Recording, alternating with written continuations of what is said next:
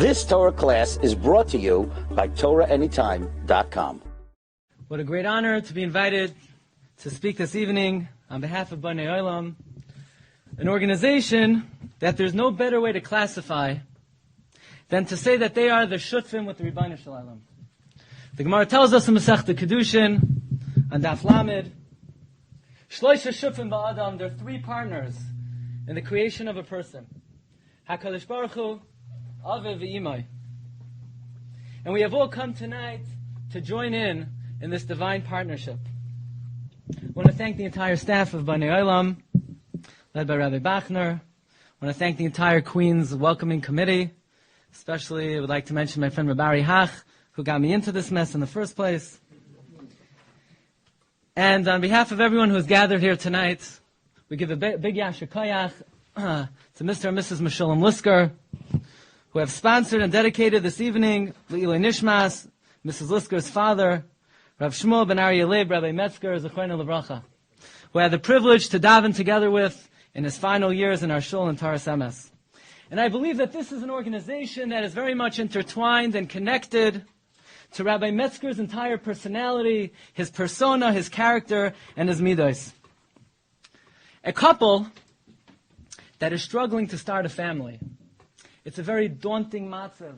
It's a very lonely matzav. And often they are looking for any and every which way to be able to evoke somehow the Rachamei Shamayim.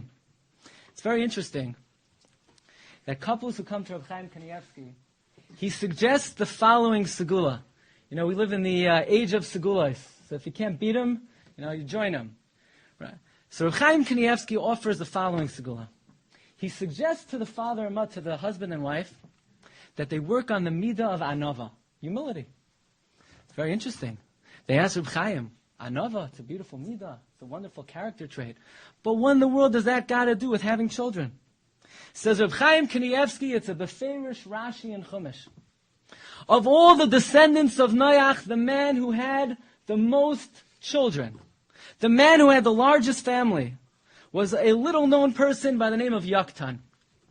Yoktan had a very large mishpacha. Al-Moidad, Sholef, Chatzar Maves, a total of 13 children.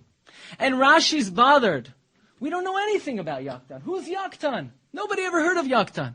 Why was he zoicha to have so many children? Says Rashi, listen to a Rashi in Chumash. Shahaya Anav.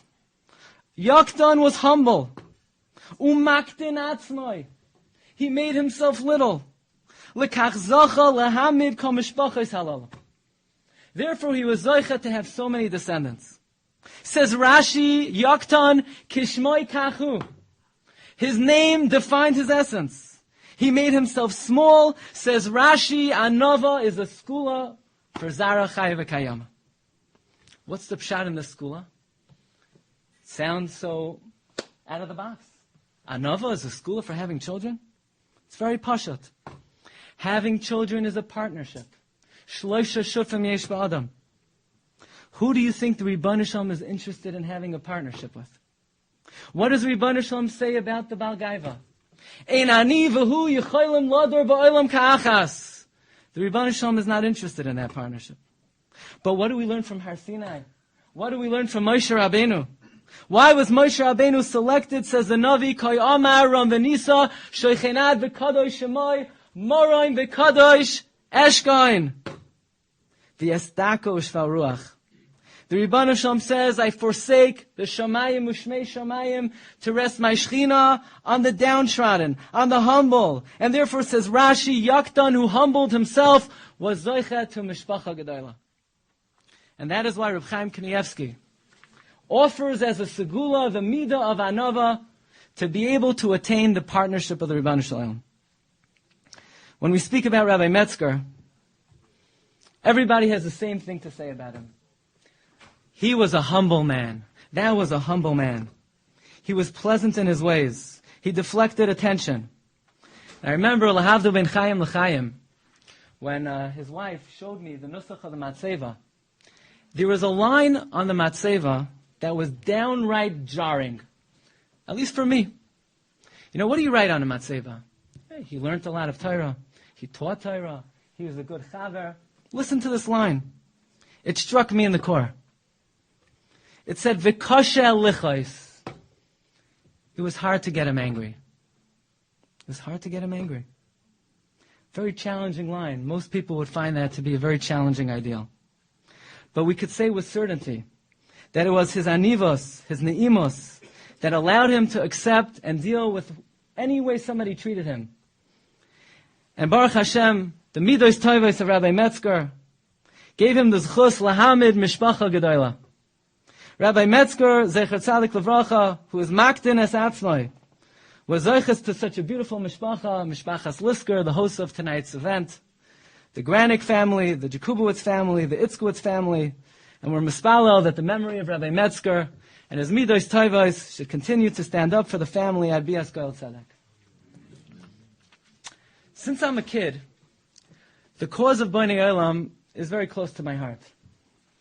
I have an uncle, maybe Rabbi Bachner knows who he is. His name is Dr. Yitzchak Glatstein, Dr. Isaac Glatstein. He's the head of the Boston Reproductive Medical Center. And he's considered among a handful of the top fertility specialists in the world. Beliguzma. He's the Harvard Fellow in the Boston Medical Center.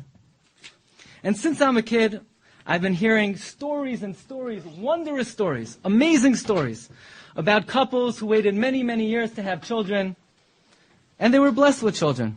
In fact, I'm aware of one particular Jamaican couple. They were having very great difficulty conceiving, and they come to my uncle, and my uncle puts them on a program of treatments, and Baruch Hashem, this Jamaican couple, the woman conceives, and lo and behold, v'hinei sa'imim bevitna. She's having twins. The parents are so grateful to my uncle. Every day they call him, Dr. Glatstein, we're so grateful to you. What can we do for you? What can we give you? How can we thank you? The day comes, the baby girl is born. First comes the girl. I remember her name. Remember my uncle said her name was V'yikara Shema B'Jamaica, Denise Edmonds. Denise Edmonds. The boy is born. They come running to my uncle. They say, Dr. Glatstein, how could we thank you? What could we give to you? What could we do for you? You know what we've decided to do? We have decided to name our son after you. So my uncle says, what? Isaac Edmonds? No, even better. Dr. Edmonds? Glatstein Edmonds. Glatstein Edmonds. So it's a true story. Somewhere today, I don't know where, maybe in Borough Park, Flatbush, Jamaica, there is a wonderful Jamaican man with the name Glatstein. So I just want to assure you, my last name is Glatstein. But whatever we could do today to be able to help this worthy organization, the greatest gift you could give another human being, and certainly another Yid, is the gift of a child. Rabbi Sai, please allow me to direct your attention to an amazing Gemara, Masechta Sukkah. Daf Lamed Aleph Amud Aleph, says the Gemara, Hahi Sabasa. There was an old lady, Da'asi Lekamed Rav Nachman. She comes before Rav Nachman. Amra Lei, she says to Rav Nachman, Reish Galusa, V'kulu Rabbanon Debei Reish Galusa, Besukkah Gezula Havayasi. He says, Mr. Exelarch, Mr. Reish Galusa, your men, the Reish Galusa, and all the rabbis in the Reish Galusa, they stole my sukkah. They're sitting in my sukkah. They stole my wood. Give me my wood back. Lo ashkach be Rav Nachman. Rav Nachman ignored her. Rav Nachman didn't pay attention to her. Says the lady to Rav Nachman, she's indignant. You're ignoring me? Do you know who I am? Do you know what my name is? She says, Itza dahavile lavua tlas mea v'tam nisrei avde. You know who my dad is? My father had 318 servants. And you're messing with me? How dare you mess with me? My father had 318 servants. I mean, what in the world is the lady talking about? What's this nonsense that she's spewing? That her father had 318 slaves? Says Rashi. Who's her father? Avraham Avinu. Avraham says the Torah had 318 servants, 318 slaves. So what? Why is she invoking Avraham Avinu? And that's what you call Avraham Avinu? He's the guy who has 318 slaves? The man who jumps into the fire for Amunah B'Hashem. The person who's willing to sacrifice his son for the Rebbeinu Shalom. He is Makariv tens of thousands of people. Tachas Kanfei Shechina. And who is he? He's the guy with 318 slaves? Rabbi, are we missing something?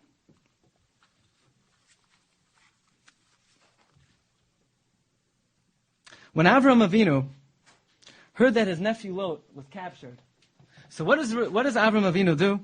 Says the pasuk, "Vayorek es chanichav yilidei beisai shmoina asar b'shalosh me'as." Avraham Avinu gathers 318 slaves. Says Rashi, not exactly. It wasn't exactly 318. It was off by a little bit. It was only off by 317. Actually, Avraham Avinu only took one slave. His name was Eliezer. So why does the Torah say 318? Because Eliezer is the Gematria 318. Eliezer is the Gematria 318? I don't understand it. Why wouldn't the Torah just say straight that Avraham Avinu took one guy, his name was Eliezer? What's the meaning of the fact that he took one, but the Torah writes 318 because Eliezer was the Gematria 318. It's like somebody who donates $234. So he comes, he gives Rabbi Bachner a buck. He says, the gematria of dollar is 234. What's the Torah doing? If Avraham Avinu took one person, why would the Torah say he took 318? Says Reb Tzadok HaKohen in the Sefer Divrei Sefer. To go and to save light, to go and defeat the four kings, it's an impossible task. It's a lost cause. What would most people do? Most people would say, forget it. Throw in the towel. It's impossible. Light's a dead man anyway. There's no point in even starting. It's called Yush. Yush. Give up hope. How was Avraham Avinu able to overcome the four kings? He was able to overcome Yush. He was able to be misgaber over Yush. He was able to rise above hopelessness and go for it. What's the numerical value of the word Yush? So the Yud is 10, the Aleph is 1, the Vav is 6, the Shin, 300, 317. Avraham Avinu says, to be able to rescue light, I have to overcome Yush. I have to rise above Yush. I'm not going to let myself be Messiahish. Yush is 317, I'm coming with 318. So who does Avraham Avinu take with him? Eliezer. What does Eliezer mean? Ki Elokei Avi Biezri Vayatzileni Mecherav Paroi. In this week's Parsha, Moshe Rabbeinu was standing there. Paroi takes the bat, he takes the knife, he swings it at the neck of Moshe Rabbeinu, and what happened to Moshe's neck? It turns to marble. And Moshe runs away. There's no greater time of Yush than when the knife is at the neck. But when you have Eliezer, when a person realizes, Ki Elokei Avi Be'ezri, when a person realizes Rebbeinu Shalom is standing by your side, he's the Melech Ozer, he's ready to help you. There's no Yush. Yush is 317. But if you have Eliezer, if the Rebbeinu Shalom, you recognize he's standing next to you, he's going to pull you up, he's going to draw you out, he's Elokei Avi Be'ezri, that's 318. You could one-up Yush. You could rise above Yush. You could overcome Yush. So Avraham Avinu says, Yush is 317. But I take with me Eliezer, Elokei Avi Be'ezri. Sometimes we lift up our arms. We say, Shir La'malois, Eso Einai El Orim, Me'ayin Yavo Ezri. Where's my help going to come from? Parnasa, Shidduchim, Shalom Bayis, children. Where's it going to come from? Me'ayin! From nothing. There's no hope. It's hopeless. It's impossible. The hope is Me'ayin. And what's the answer to the question, Me'ayin Yavo Ezri? The answer is, Ezri Me'yim Hashem, Oisei Shamayim Va'aretz. What did the Rebbeinu Shalom make Shamayim Va'aretz out of? What is Shamayim va'aretz made out of? It's yesh me'ayin, ex nihilo. Something from nothing. If the Ribono Shalom could make the entire Bria from nothing, He can certainly help me with my problem from nothing. The entire existence of Klal Yisrael is above Yush. There's a man by the name of Avraham Avinu. He had a wife named Sarah. And everyone thinks, Sarah, she's an akara. She's infertile. She has a very hard time conceiving. It's a mistake. Sarah wasn't an akara. Says the Gemara in Yevamos, Sarah imenu ailenes haisa. She was an ailenes. She had no rechem. She had no uterus. It wasn't unlikely or improbable for Sarah to have a child. It was impossible. There was no glimmer of hope. Statistically, none of us should be sitting in this room. Impossible. Impossible for even one of us. And why did the Ribono Shalom specifically create Klal Yisrael? From an akar and an ailenes, says Reb Tzadok HaKohen. To be able to create the fabric of Klal Yisrael above Yush. The concept of Yush is not part of the lexicon of Klal Yisrael. It's not part of the makeup of Klal Yisrael. Says the old lady in the Gemara in Sukkah Daf Lamed Aleph. They stole my wood. Give me my wood back. Why aren't they giving it back to me? They think that I gave up hope from getting it back. They think I was miyayish. They think they stole it. They're strong avadim. And I don't think I'll ever get it back. Do you know who I am? You know who my Zayda was? My Zayda was Avraham Avinu. He had 318 slaves. Yush is 317. But Avraham rises above Yush. There is no Yush for the descendants of Avraham Avinu. I never gave up hope from that wood. Because I come from Avraham Avinu. And for a Jew, for a descendant of Avraham Avinu, there is no Yush. This past summer, I had the zchus to visit my grandfather in Pittsburgh. My grandfather is a Yid in his 90s. He's been a Rav in Pittsburgh, Pennsylvania since 1951. So I went together with my wife, my children, my brother, his family, my father. And when my grandfather sees the grandchildren, the great-grandchildren, he is so overcome with emotion. And he said the following image flashed before his mind. He said 73 years ago, in Auschwitz, he was a young man, and they started to gas the people. And the first people they began to gas were the Zakenim, the old people. And the first day they're carrying these old people to the gas chambers, and they're crying. Who's going to say Kaddish for us? Who's going to say Kaddish for us? My grandfather's thinking to himself, who's going to say Kaddish for you? Who's going to say Kaddish for me? He wasn't married at the time. He was a young man. He didn't have any children. He's thinking to himself, who's going to say Kaddish for him? And now he's sitting there. He sees his children, his grandchildren, his great-grandchildren, 73 years later. There's no Yush for Klal Yisrael. Yush is not part of the lexicon of the Jewish people. I once read in a book called After the Holocaust. It's a secular book, and the name of the book precisely is After the Holocaust, the Immigration of Jews and Christians to Pittsburgh after the war. And they interviewed my grandfather. And they said, Rabbi, you were the eyewitness to the butchery of your people. You saw your brothers and sisters gassed to death. You saw the mass murder of European Jewry. Was there ever a point in time that you gave up hope? Was there ever a point of time that you thought the promises of the Torah wouldn't come true? Was there ever a point of time that you were miyayish? Did you ever lose faith? My grandfather responded, did I ever lose faith? You're kidding me. Of course I lost faith. I lost faith in mankind. How could human beings turn into barbarians? I lost faith in the United States of America, who was aware of what was happening and turned the other cheek. How could I have faith in human being in Basar V'Dam? And when I realized there is no faith and there is no hope in Basar V'Dam, my faith in the Ribbon Shalom only became stronger. A Yid never gives up hope. A Yid is never miyayish. And that's what we're here for tonight.